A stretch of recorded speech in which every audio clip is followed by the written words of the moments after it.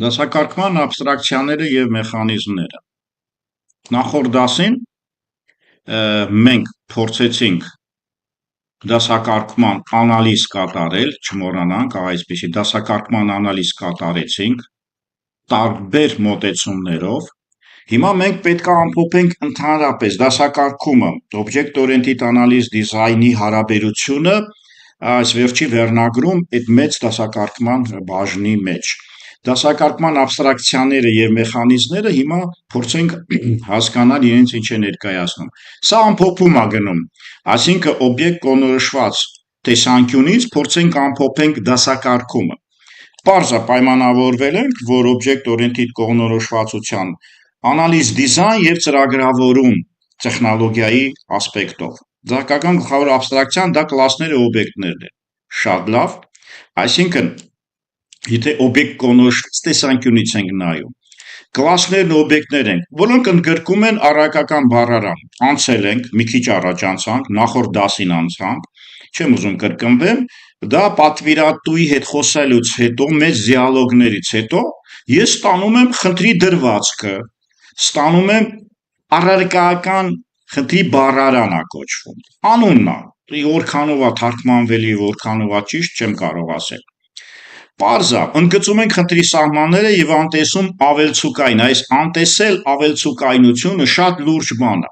Սա նաև աբստրակցիայի ձև է, չտեսնելու տալու տեխնոլոգիան Object-Oriented-ի հիմքերից մեկն է։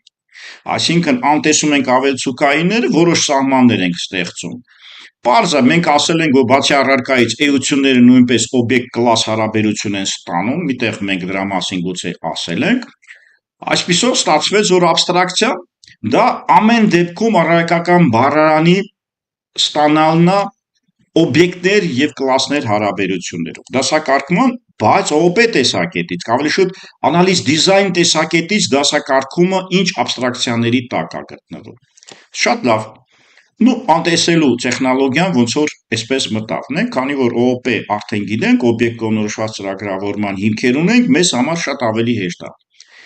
Մեխանիզմը դա գործողությունների կապն է, դա կոնկրետ ինչ-որ աշխատանքի կատարողականության հերթականությունն է։ Երբեմն մեխանիզմներն օգտագործում են ցանկացած կառույց նկարագրման համար և ասում են, այդ մեխանիզմը ոչ միայն կատարողականն է, այլ անպայման փոխազդում է։ Ուրեմն բառարանը ստեղծեցինք մեկ, մեխանիզմներում մենք պետք է նկարագրենք և փոխազդեցությունների ցանցը ստանանք, եթե ասենք Object-Oriented դեկոմպոզիցիայի օբյեկտային, եթե ալգորիթմական է, մի ուրիշ ձևով է դա կատարում։ Պարզ է, մենք խնդրի պահանջները միշտ պետք է պահենք։ Ինչևիցե, խնդրի պահանջը կա, պատվիրատուն կա, հետը կապնվում ենք, բառարանը ստեղծում ենք ու հաջորդը մենք փորձում ենք մեխանիզմ ստանանք։ Մեխանիզմների մեջ ես էլի կբացատրեմ, որ կոնկրետ իրականացումներ են։ Հիմա բաժիններ ունի դա։ Աբստրակցիաների իդենտիֆիկացիա կա, այսինքն մենք հիմա փորձենք մի քանի բաժիններ ցույց տալ, դա երկուսն է։ Ուրեմն իդենտիֆիկացիան մենք ասել ենք, իդենտիֆիկացիան դա կոնկրետացում բառն է։ Հայերենում դժվար է, շատ դժվար է։ Իդենտիֆիկացիան մենք կարողացանք Object-Oriented տեսակետից մտնել, ենթադրենք դասակարգում, դասակարգման ժամանակ իդենտիֆիկացիան կլասների օբյեկտների ստեղծումն է, այսինքն կոնկրետություն։ Եվս մի անգամ կանչում ենք էքսպերտներին, այսինքն գործունյա, փորձ ունեցող մասնագետներին, առարկան հասկացող մասնագետներին, տեսեք, փորձ ունեցողը ծրագրավորողն է, ենթադրենք մեր տեսակետից, առարկան հասկացողը բացարձակ կարա ծրագրավորում չիմանա։ Ուրեմն ստեղծված կարևորագույն աբստրակցիաներից, այսինքն տվյալ խնդրի գլխավոր աբստրակցիաները մենք հարց ու պատասխանով պետք է վերցնենք։ Ուրեմն պարզ է, ստեղծագործությունը շատ ավելի կարևոր է և օբյեկտներ և կլասներ ստեղծելուց կարող ենք նաև առարկայական խնդրից դուրս ինչ-որ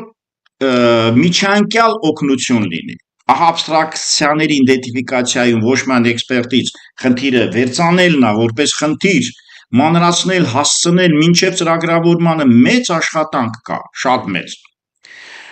Օրինակ, բանկամատը ունի առարկական խնդրի աբստրակցիաներ, հաշիվ, դեպոզիտ, դրամի հանում, գնացեք բանկամատ տեսեք, բայց այդպիսի համակարգի նախագծման օգտագործում են օգնող աբստրակցիաներ։ Տեսեք, հիմա ես իդենտիֆիկացնում եմ։ Տվյալների բազա նստած է ինտերնետում, բացարձակ այդ ավտոմատի հետ կապ չունի։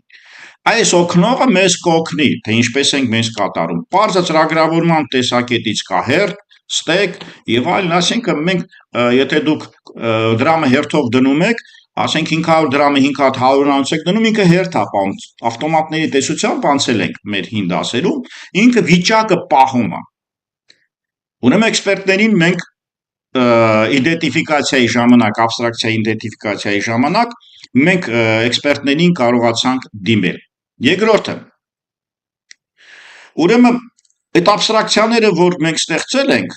պետք է ինչ-որ ձևով համապատասխանացնենք, չէ՞։ Եվ այդ համապատասխանացնելու համար կարելի է կոպի անել, կարելի է վերցնել օբյեկտը կամ ինչ-որ օպերացիան, կարելի է օբյեկտների հետ աշխատել։ Այդ չի խնդիրը։ Այստեղ խնդիրը ես կցանկանայի մեր պրակտիկայի հետ տանեմ։ Ուրեմն գլխավոր աբստրակցիաների տեխնոլոգիան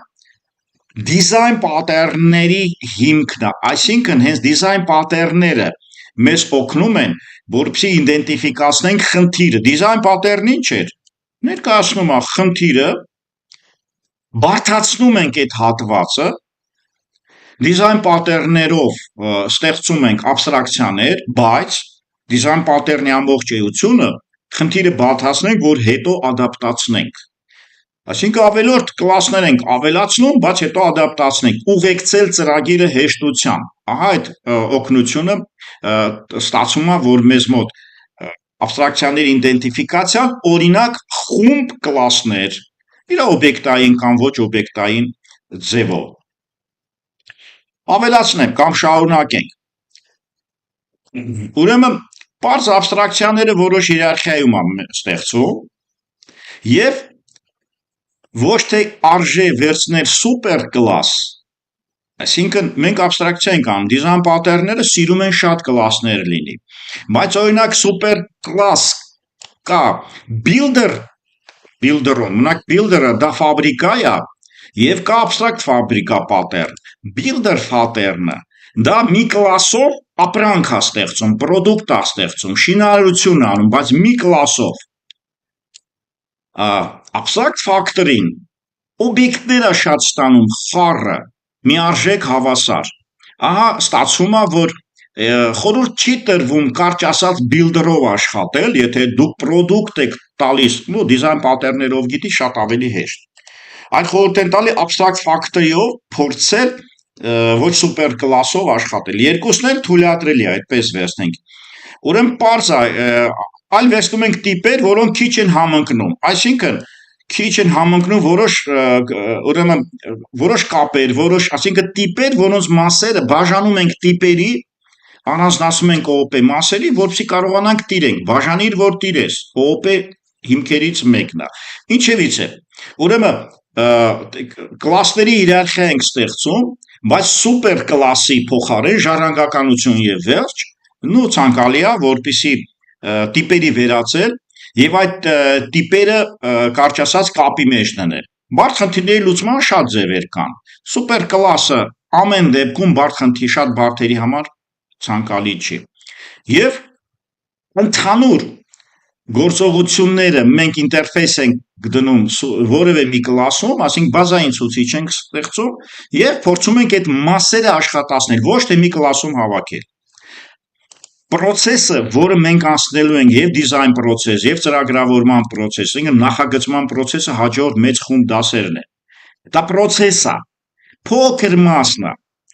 Ուրեմն ինչ է ստացվում, որ այս պրոցեսի ժամանակ շատ կարևոր բառերից մեկը եւս կգա մեզ մոտ, որը իդենտիֆիկացիոն է, իտերացիան առաջի տեղում է։ Մենք իտերատորներ անցել ենք, for each անցել ենք, մենք անցել ենք ինտերֆեյսներ, կրկնել նախագծման այդ մասը բազում անգամ։ Իտերացիան շատ մեծ դեր է խաղում քվանտային ծրագրավորման ժամանակ, քանի որ հավանականային է հազարավոր նույն բանը կրկնում ենք, դա իտերացիա արդյունքի հավանականությունը պահելու համար։ Ուրեմն ստացվում է, որ իտերացիան այս process-ում,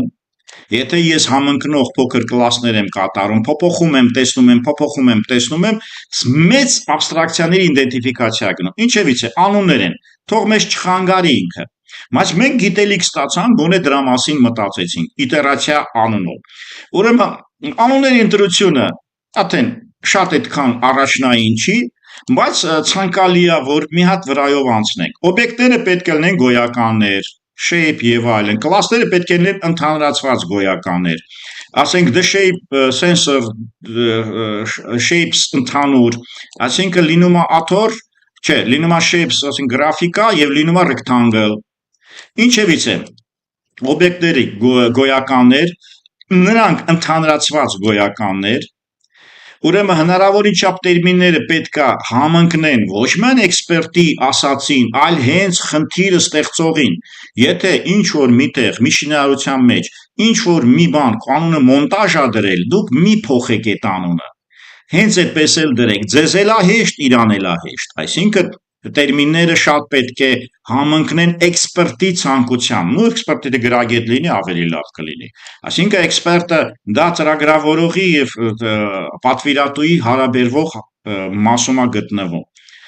Տվյալները էքսպերտ կարող է լինել նաեւ տվյալ օբյեկտը չստեղծող, բայց շատ ուսումնասիրած, թող ժուրնալիստ բայց չլինի։ Տվյալները փոփոխող օպերացիաներ, օրինակ ասենք, եթե դուք տվյալներ փոփոխող օպերացիաները համընկնում են, չէ, բայեր պետք է դնել, մի քիչ առաջ բայերի մասին խոսացինք, ասինքն draw։ Մենք draw, ասինքն եթե ես նկարում եմ, անունը մի դրեք apple, անունը մի դրեք pen, այլ դրեք գործողությունը արտապատկերով։ Պարզ է, եւ օպերացիաների անունները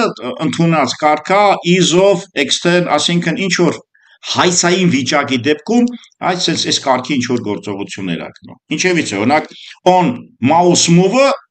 դա event-ի մշակում է, գործողությունը։ Այսքանը այս մասում, որ աբստրակցիայի իդենտիֆիկացիան, ճիշտն ասած, օդում խոսալու տեխնոլոգիա է։ Չեմ ասի հեշտ է, բայց այստեղ էքսպերտին ենք մենք լավ հիշում։ Դիզայն պատերներն ենք հիշում, որ հենց դրա հիմքն է։ Եվ իտերացիան ենք հիշում, իրանից ինչա ներկայացնում։ Կանոն ընտրելը բանը շատ առաջնային չէ, եռյակը մեր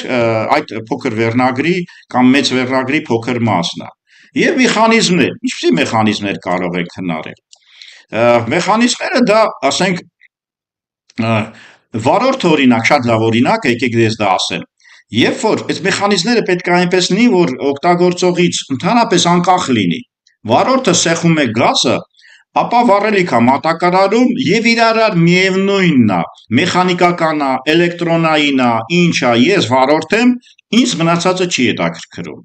Այս մեխանիզմների տեխնոլոգիան մենք պետքա ձեր ծրագրավորման մեջ տնենք, այսինքն պատվիրատուին բացարձակ չպետք է հետաքրքրի այն մանրամասները, որ դուք իրականացնում եք, կարևորը որ իրականացվի եւ բավարարի իր պահանջները։ Տեսեք, այս խեղճ վարորդը զարմացավ, ես էլ եմ զարմանում, դասավանդում եմ, բայց արդյունք եթե չեմ ստանում, զարմանում եմ, եթե ստանում եմ, ավելի եմ զարմանում, եթե սեղմելով գազին վառվեն լույսերը, իսկապես կզարմանանք, մենք էլ այդ աբստրակցիայից զարմացանք։ Ահա ստացվում է, որ մեխանիզմները դա իրականացում է դառնում։ Պարզ է, մի քիչ առաջ ենք ասել, որ խնդրի բառարան այստեղ շատ կարևոր է։ Ուրեմն, եթե աբստրակցիան, կրկնենք սա, եթե աբստրակցիան արտապատկումների բառարանը, վերևի աբստրակցիան դա խնդրի բառարանն է, այսինքն մենք խնդրի ձևակերպումն ենք անում, ապա մեխանիզմը որոշում է նախագծման էությունը, հարաբերությունը որևէ շաբլոնի, այսինքն որևէ գործողությունների հերթականության ձևով։ Այլ խոսքով, եթե վերցնենք, ասենք,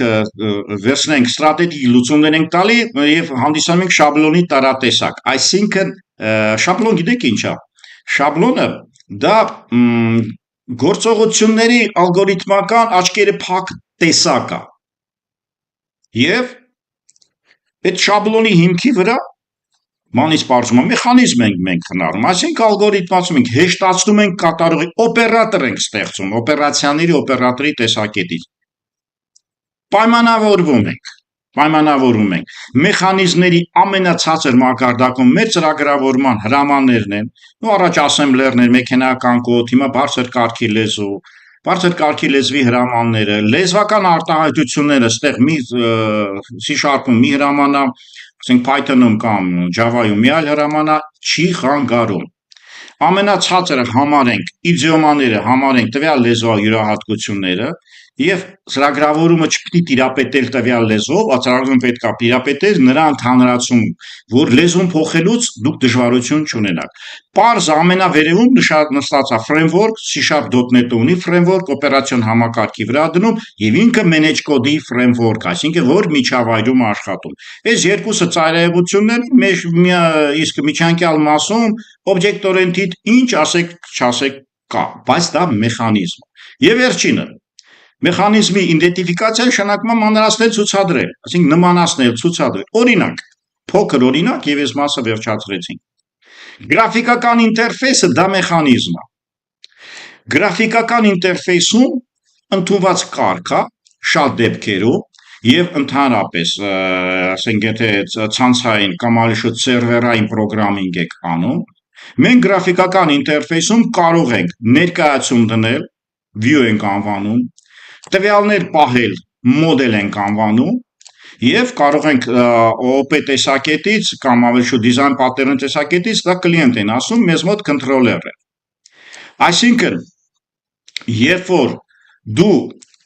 ուրեմն որը գիտի նա կոնտրոլերը բացարձակ գաղափար չունի, կոնտրոլել կլիենտը բացարձակ գաղափար չունի, թե ինչպես է view-ն ցուցադրում պատուհանին։ Օրինակ view-ն մեզ մոտ Windows պատուհանն է։